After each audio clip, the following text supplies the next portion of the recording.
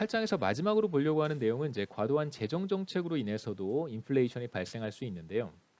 우리가 앞서 얘기했듯이 중앙은행이 통화 증가율을 높이면 그 통화를 지나치게 많이 발행하거나 발행 속도를 지나치게 빠르게 통화량의 증가율이 빠르면 물가 상승률도 빠르게 상승한다고 얘기를 했었습니다. 그 통화 정책의 측면에서가 아니라 이번에는 그 재정 정책의 측면에서 이제 정부 이건 이제 우리가 뭐 재정 당국이라든가 혹은 뭐 재무부 우리로 하면 기획재정부의 이야기를 한번 해볼 수 있는데요.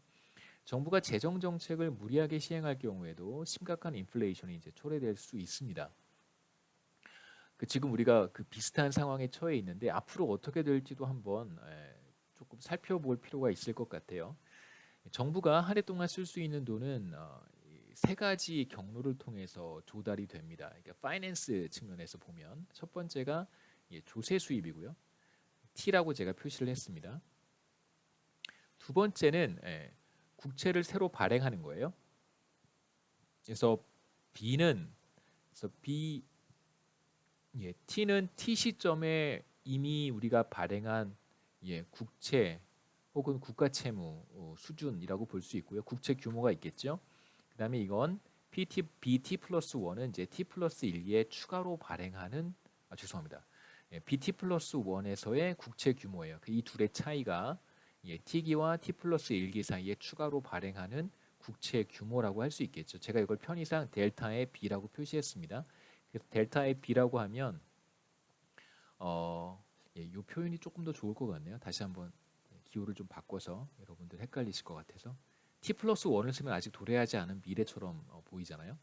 자, 이게 바로 2000 뭐라고 얘기할까요? 2019년 말이라고 한번 해볼까요? 2019년 말 국가채무 수준이고요. 그 다음에 BT는 2020년 말 국채 규모라고 한번 해보겠습니다.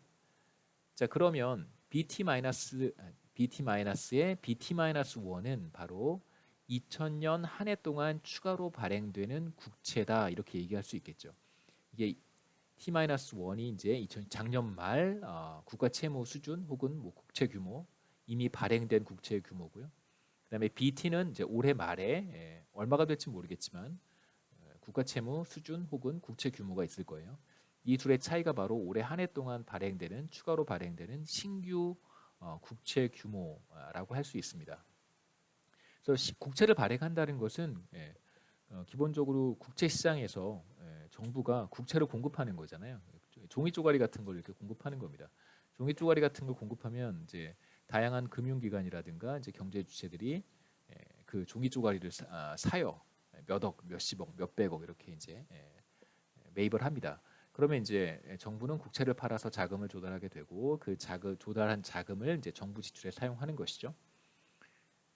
반드시 그 국채에 언제까지 상환하겠다. 이제 만기라고 이제 머추리티라고 하는데 만기가 적혀 있어요. 3년짜리 국회인. 물론 이제 종이 쪼가리로 거래되지 않습니다. 옛날에는 종이 쪼가리로 거래가 됐는데 이제는 뭐 다 전자로 다 온라인 거래를 하니까요. 전자로 거래가 되기 때문에 당연히 이제 그 전자로 온라인에서 거래를 할 때는 당연히 그 금융 상품의 아이디는 우리가 다 확인하잖아요. 그 아이디에 이제 이게 몇 년 만기인지, 3년 만기인지, 5년 만기인지, 10년 만기인지 이렇게 표시가 되어 있습니다. 3년 만기라고 하면 3년 뒤에 반드시 그 국채를 누가 가지고 있을지 모르겠어요. 저는 뭐 국채를 살 만한 능력이 되지 않습니다. 보통 이제 발행 단위가 뭐 몇만 원, 뭐 몇만 원, 몇십만 원 이렇게 판매하지 않습니다. 국채는 단위가 억 단위이기 때문에요. 저 같은 사람은 살 수 없고 국채를 보통 누군가 매입을 하면 뭐 첫 번째 국가가 발행을 하고 A라고 하는 금융기관이 매입할 수 있잖아요. 그런 다음에 이제 A라고 하는 금융기관이 그 국채를 만기 3년 내내 가지고 있을 수도 있지만 그 국채를 누군가한테 다시 팔 수도 있어요.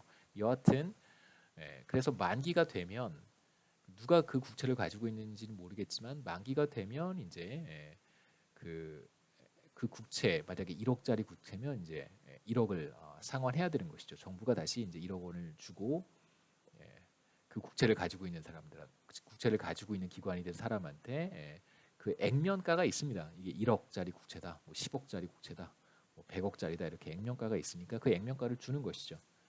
그 다음에 이제 그 사이 3년 동안 국채를 가지고 있는 금융기관이든 개인은 정부로부터 그 국채에 상응하는 이자를 지급받게 되어 있습니다. 국채를 갖고 있으면 돈 빌렸으니까 돈을 제가 빌려준 거잖아요. 제가 국채를 가지고 있으면 제가 정부한테 돈을 빌려준 거니까 정부는 저한테 당연히 이자를 지급을 해야겠죠.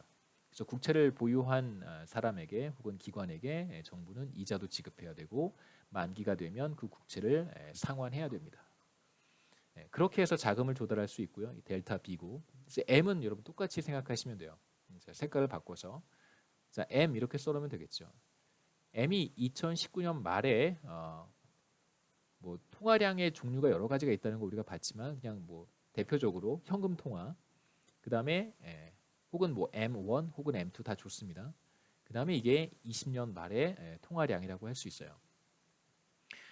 정부가 어떤 식으로도 할 수 있냐면 지금 제가 말씀드렸던 것은 정부가 국채를 발행을 합니다. 국채를 발행을 해서 채권 시장에 가서 그러니까 국채 시장에서 국채를 판매하는 상황이고요. 그러니까 채권 시장에서 자금을 조달할 수도 있어요.